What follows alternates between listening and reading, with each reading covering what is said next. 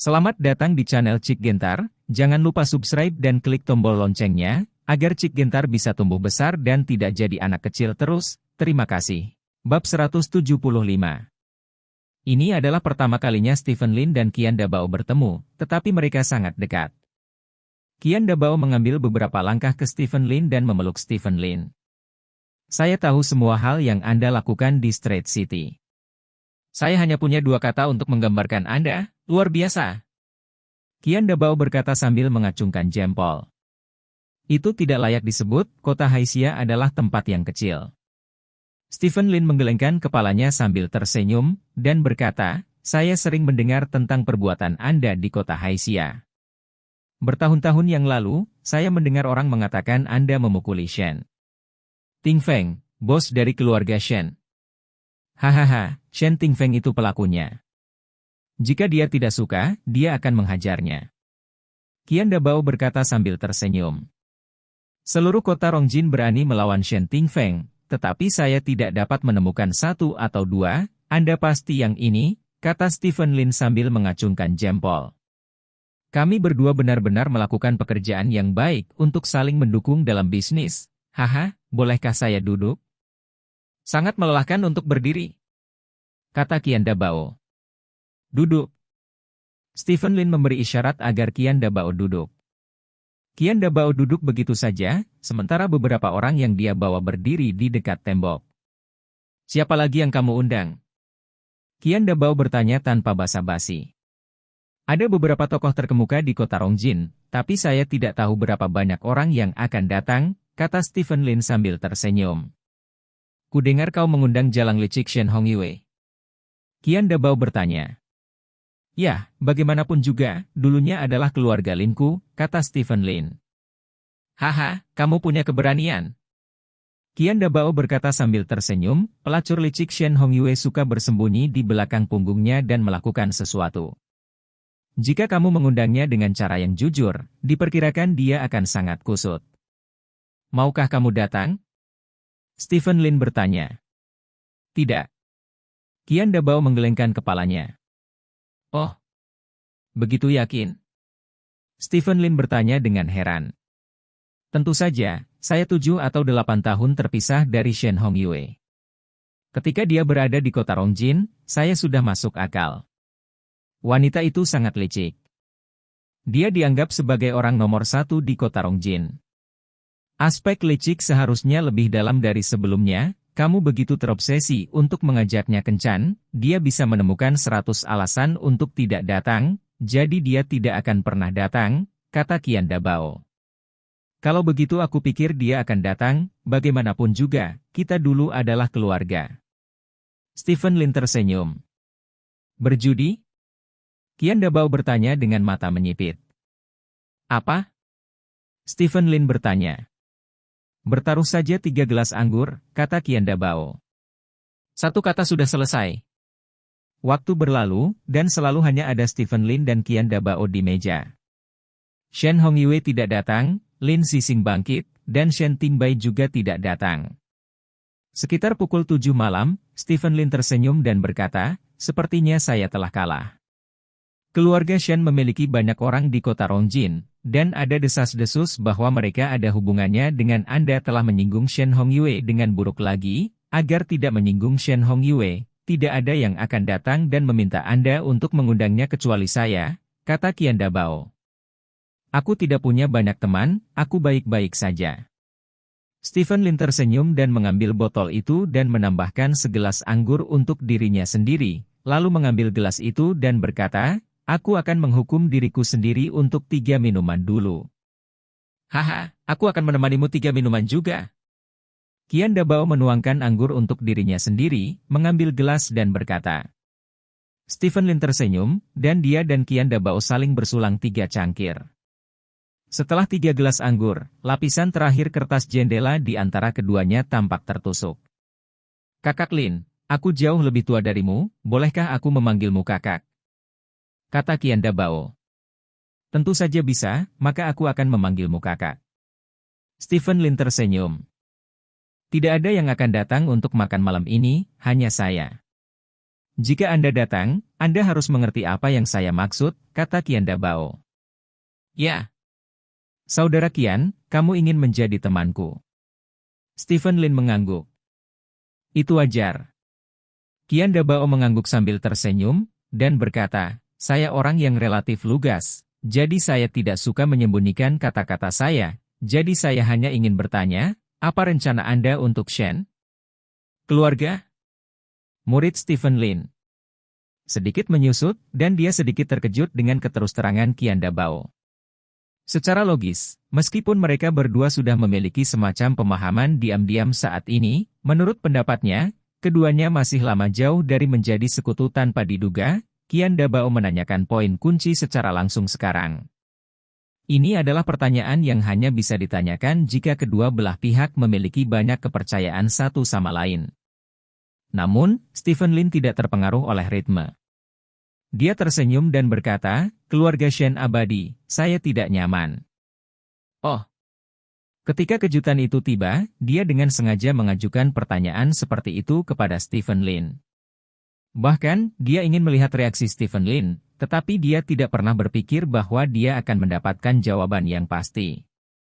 Bagaimanapun, ini adalah pertama kalinya kedua belah pihak bertemu. Saya datang ke kota Rongjin kali ini hanya untuk satu tujuan, untuk menghancurkan keluarga Shen, kata Stephen Lin. Metode eliminasi seperti apa? Qian Dabao bertanya. Biarkan yayasan keluarga Shen yang berusia seabad menjadi sia-sia, dan tidak ada kemungkinan untuk kembali. Biarkan Shen Hongyue dan semua kroninya pergi menemui Tuhan, kata Stephen Lin. Qian Dabao menatap Stephen Lin dengan heran, dan setelah beberapa detik hening, Qian Dabao mengangkat ibu jarinya yang gemuk lagi dan berkata, Kakak Lin, niat membunuhnya sangat kuat. Jangan lakukan itu, atau lakukan saja. Itu, kata Stephen Lin. Aku suka karakter Brother Lin, ayo pergi. Qian Dabao mengambil gelas anggur dan menyentuh Stephen Lin. Ini adalah gelas anggur keempat yang diminum keduanya. Segelas anggur seharusnya satu atau dua. Dalam sekejap mata, hampir setengah kati anggur putih. Namun, meskipun kata-katanya sederhana, sangat sulit untuk dicapai. Keluarga Qian kami telah bekerja keras selama lebih dari 10 tahun, tetapi kami belum dapat mengguncang keluarga Shen. Anda hanya orang luar.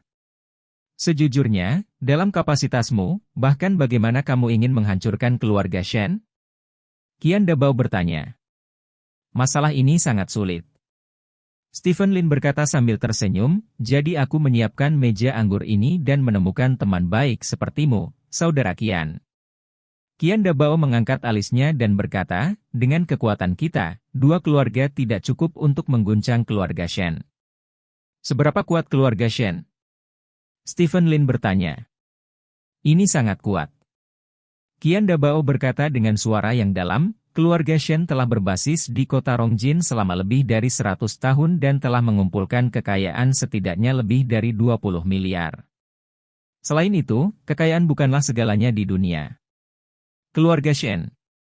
Shen Sichong, kepala keluarga Shen, dan Jin Min dia memiliki banyak hubungan dengan tingkat atas provinsi.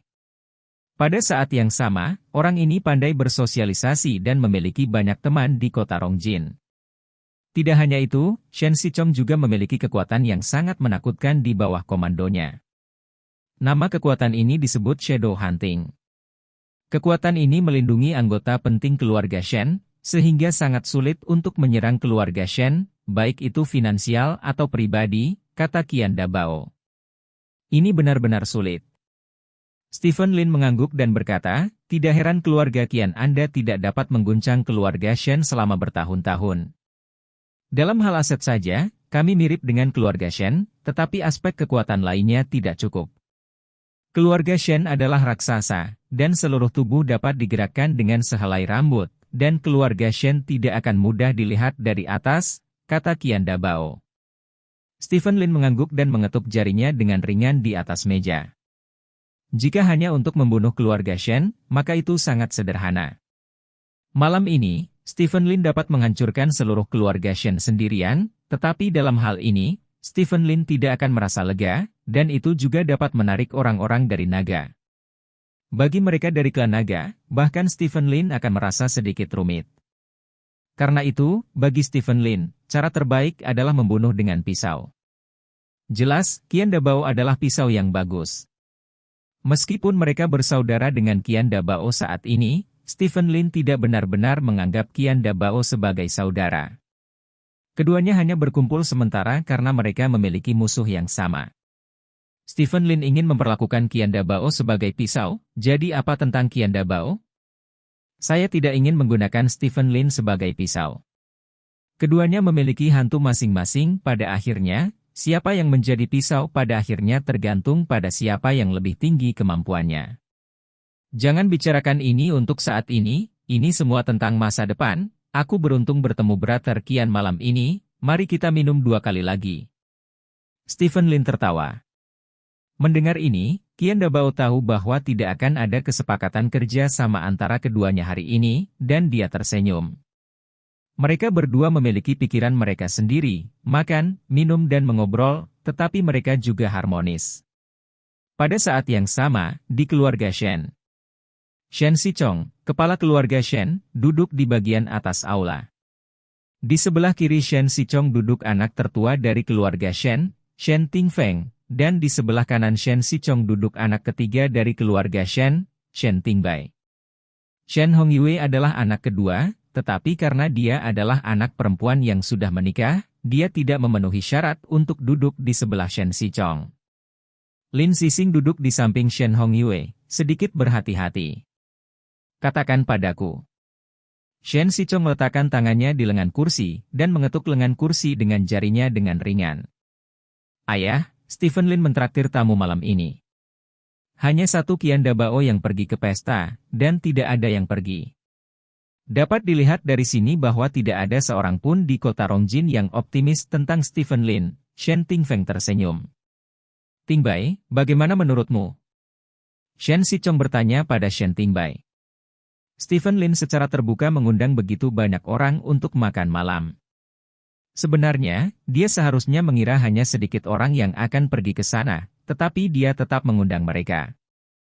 Tujuannya jelas, salah satunya adalah untuk mengetahui siapa yang bisa menjadi sekutu, dan yang lain juga untuk menginformasikan seluruh kota Rongjin bahwa dia ada di sini. Semakin terkenal dia, semakin sulit bagi kita untuk menyerangnya. Stephen Lin jelas menyadari hal ini, kata Shen Tingbai. Kamu benar. Shen Sichong mengangguk puas dan berkata, perjalanan Stephen Lin ke ibu kota provinsi muncul di permukaan untuk menghadiri pernikahan, tetapi sebenarnya dia datang untuk berurusan dengan keluarga Shenku. Semua orang tahu bahwa Stephen Lin adalah di kota Rongjin. Jika kita hanya menemukan seseorang untuk membunuh Stephen Lin, kita tidak hanya akan dengan mudah menjadi sasaran orang lain, tetapi juga menjadi bahan tertawaan orang lain. Saya pikir kita dapat menemukan seseorang untuk menculik istri Stephen Lin. Kemudian gunakan itu sebagai umpan untuk menjebak Stephen Lin di luar kota Rongjin. Kata Shen Tingfeng. Saudaraku, bagaimana menurutmu Stephen Lin membawa istri, ibu, dan ayahnya ke kota Rongjin dengan meriah? Shen Ting bertanya sambil tersenyum. Bukankah itu hanya untuk Putri Chu Songtian? Saya sudah mengetahui tentang masalah ini, kata Shen Tingfeng. Shen Tingbai menggelengkan kepalanya sambil tersenyum, dan berkata, saudaraku, kamu benar-benar tidak bersalah. Mendengar ini, wajah Shen Tingfeng sedikit menjadi gelap, dan dia berkata, apa maksudmu? Stephen Lin datang ke kota Rongjin untuk menemukan dia. Adikku datang untuk membalas dendam, tapi dia membawa istri dan keluarganya. Mungkinkah dia tidak tahu bahwa keluarga istrinya akan menjadi target orang lain? Kemungkinan besar, dia melakukan ini untuk memikat orang sepertimu, sulung saudara, untuk mengambil tindakan. Begitu jebakan menangkap seseorang, maka kita bisa pasif, kata Shen Tingbai. Bab 176. Kata-kata Shen Tingbai membuat Shen Tingfeng tidak terlalu senang. Dia akan mengatakan sesuatu dengan wajah gelap ketika Shen Sichong berkata, Tingfeng, terkadang kamu perlu menggunakan otakmu lebih banyak saat melakukan sesuatu.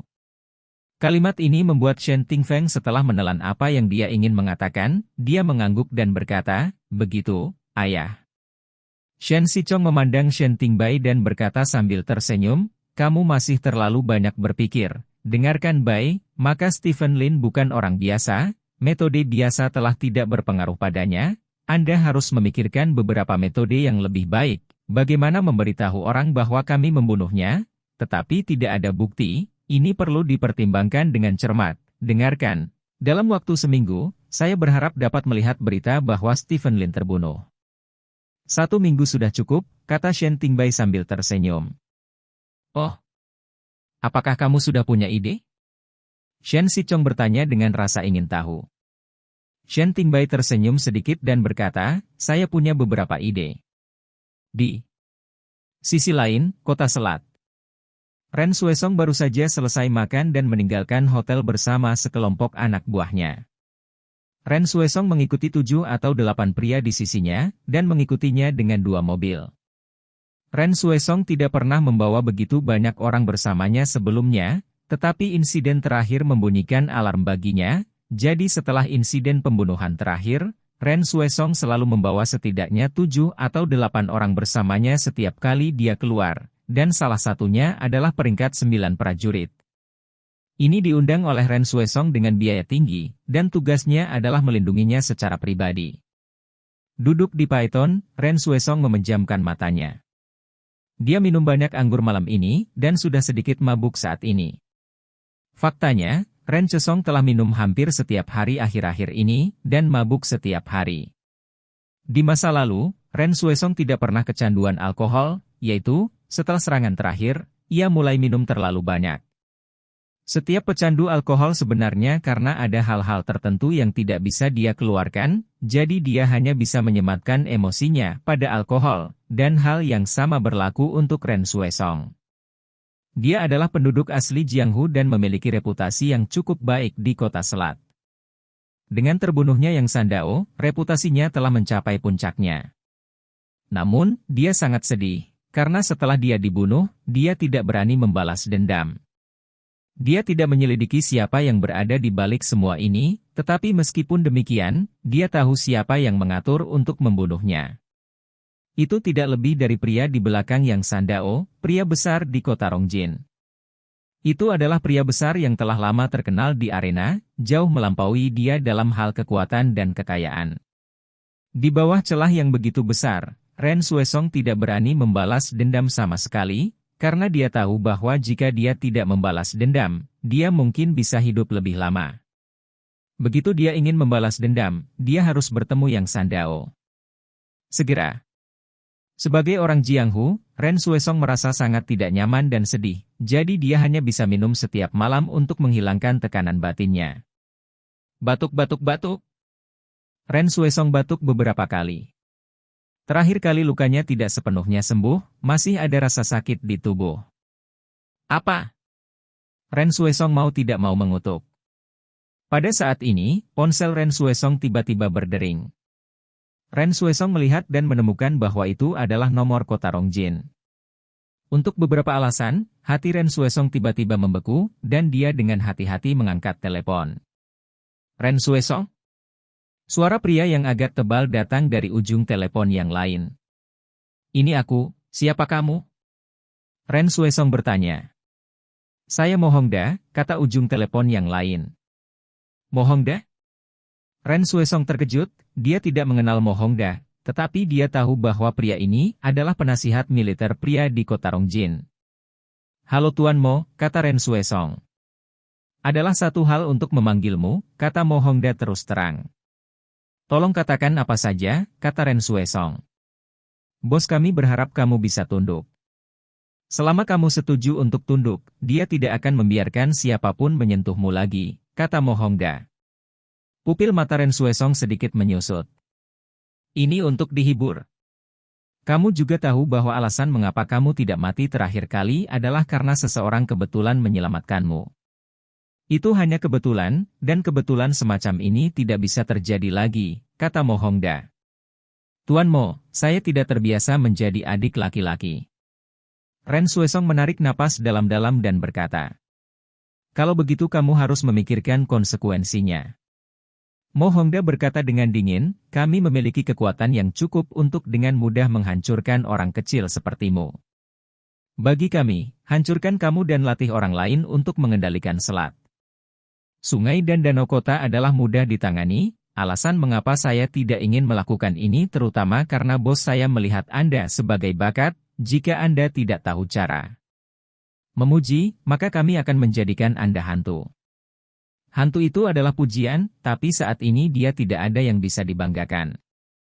Ren Xuesong menggertakkan giginya dan berkata, Mo Hongda, beritahu bosmu, karena aku bisa menolak satu pembunuhan, aku bisa menahan yang kedua, aku tidak takut padamu, selama kamu berani datang ke Straight City, aku akan melakukannya.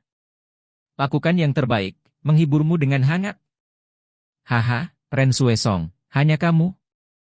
Hanya kamu orang-orang dari kota selat? Apakah kamu pikir kamu bisa menghentikan kami? Mo Hongda bertanya sambil tersenyum. Kamu bisa mencoba, kata Ren Xuesong. Oke, coba saja, tunggu saja. Setelah Mo Hongda selesai berbicara, dia menutup telepon. Bajingan, menipu orang terlalu banyak. Ren Xuesong dengan marah menghancurkan teleponnya ke tanah. Mobil melaju sepanjang jalan, Ren Xuesong mengepalkan tinjunya dengan erat, matanya penuh dengan niat membunuh. Sementara itu, di sisi lain, Dong Jian meletakkan ponselnya, dan kemudian menelepon Stephen Lin. Patriark, sesuai rencana, aku menyamar sebagai Mo Hongda dan mengirim undangan ke Ren Xuesong untuk menyerah, kata Dong Jian. Apa reaksi Ren Xuesong? Suara Stephen Lin datang dari ujung telepon yang lain. Saya sangat marah dan menolak ajakan saya, kata Dong Jian. Benarkah? Ini sulit. Stephen Lin tertawa. Jika itu benar-benar sulit, aku akan pergi ke kota Rongjin untuk berbelanja, kata Dong Jian. Dia tangguh, tapi dia juga punya otak. Jika kekuatannya terlalu rendah, hanya ada satu jalan buntu baginya untuk berbelanja. Jika kamu membuat keributan, lebih baik membuat otak Ren Xuesong sesak, kata Stephen Lin. Ren Xuesong punya teman baik. Dia telah bersama Ren Xuesong selama bertahun-tahun dan sangat dicintai oleh Ren Xuesong, kata Dong Jian. Kamu merencanakannya sendiri. Ingat, jangan sakiti orang yang tidak bersalah, kata Stephen Lin. Dimengerti. Menutup telepon, Dong Jian berjalan ke jendela dan melihat keluar jendela. Itu gelap gulita di luar jendela. Sudut mulut Dong Jian berkedut sedikit, dan dia mengangkat teleponnya dan mulai mengatur sesuatu. Di sisi lain, kota Rongjin. Stephen Lin dan Qian Dabao saling mendukung dan meninggalkan kamar pribadi. Saudara Lin, jangan katakan itu, saya melihat Anda dan saya pikir Anda memiliki selera untuk saya, tetapi saya tidak mengenal Anda lebih awal. Qian Dabao berkata sambil tersenyum. Aku juga, Brother Qian. Stephen Lin mengangguk dan berkata, aku baru saja mendengar nama itu untuk waktu yang lama, bagaimana aku bisa berpikir bahwa kamu adalah orang yang sangat menarik, Brother Qian, dan memenangkan hatiku. Hahaha, ayo karena minat yang sama, saya pikir kita bisa benar-benar beribadah, kata Qian Dabao. Sembah pegangannya, sembah saja pegangannya, Saudara Qian, mulai hari ini dan seterusnya, kamu adalah saudaraku. Stephen Lin berkata dengan penuh semangat. Kalau begitu Saudara Lin, kamu adalah adik laki-lakiku mulai hari ini. Qian Dabao berkata, memeluk Stephen Lin dengan erat. Dua orang yang baru saling kenal kurang dari 2 jam menjadi saudara. Stephen Lin dengan antusias mengirim Qian Dabao ke dalam mobil, dan kemudian melihat mobil itu pergi. Ketika mobil pergi, apakah itu Stephen Lin atau Qian Dabao di dalam mobil? Senyum hangat di wajah mereka menghilang seketika. Stephen Lin menyipitkan mata ke arah mobil itu masuk, tidak tahu apa yang dia pikirkan. Di dalam mobil Qian Dabao berkata kepada seseorang yang duduk di kopilot, Stephen Lin ini tidak terlalu pintar, jadi dia mempercaya saya dan memperlakukan saya sebagai saudara yang disumpah. Kopilot duduk di atas pria itu. Berusia sekitar 30 tahun, dianggap muda, dengan topi berpuncak di kepalanya, dan dia tidak bisa melihat wajahnya. Jika saya pintar, saya tidak akan memilih untuk datang ke kota Rongjin saat ini. Jika saya adalah dia, tidak peduli dendam apa yang saya miliki dengan keluarga Shen, saya akan tinggal di kota Haixia dengan jujur dan diam-diam menunggu ibu kota kekaisaran. Keluarga Lin. Pengumuman resmi bahwa dia datang ke kota Rongjin berarti ada terlalu banyak variabel, dan orang pintar tidak akan melakukan hal semacam ini. Orang yang mengenakan topi berpuncak berkata dengan jijik. Suara orang ini sangat aneh dan netral, sehingga tidak mungkin untuk membedakan apakah itu laki-laki atau perempuan. Bagaimanapun, dia masih berpuas diri. Qian Dabao berkata, setelah kesabaran selama lebih dari 20 tahun, dia bangkit dan tiba-tiba menjadi seorang master. Siapapun akan berpuas diri. Saya kira dia sekarang ingin menghancurkan keluarga Shen secepat mungkin. Mungkin dan memperkuat kekuatannya. Ide ini benar, tetapi dia salah memperkirakan kekuatan keluarga Shen. Bagaimana kekuatan keluarga Shen bisa diguncang oleh keluarga kecil Lin di kota Selat? Bahkan dengan bantuan kita, jika kita ingin mengguncang keluarga Shen itu juga sulit, kata pria bertopi puncak. Tapi tidak peduli apa, dia ingin memindahkan keluarga Shen, yang merupakan hal yang baik bagi kita. Setidaknya, kita memiliki pisau tambahan di tangan kita.